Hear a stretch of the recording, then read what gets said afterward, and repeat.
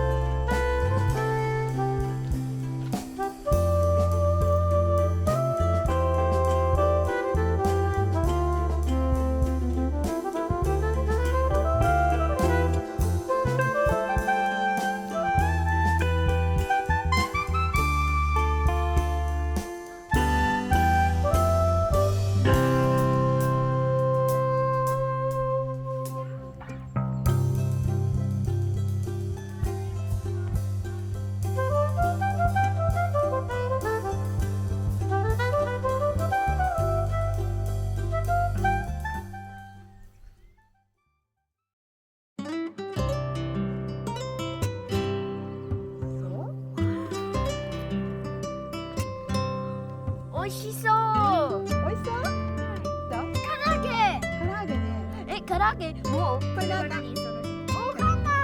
お花だよ。どうですか？卵焼きもあるよ。お兄ちゃん。いちごもある。いちごもあるよ。じゃあ僕、じゃあどうぞ。じゃあ僕それいただきます。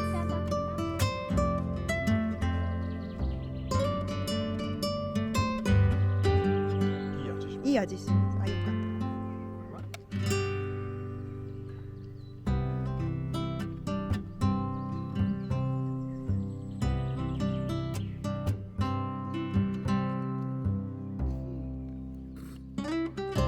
ありがとう。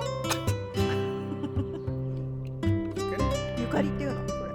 ちょっと人の名前みたいでしょ。ゆかりの森のあ、ゆかりの森であるね。そう、同じゆかりです。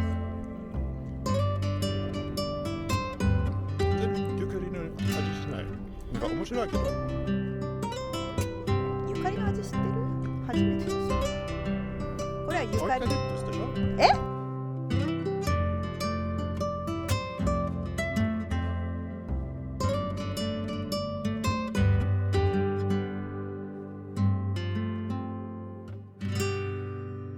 ゆかりの森は何ですか？ユーカリと思ったの。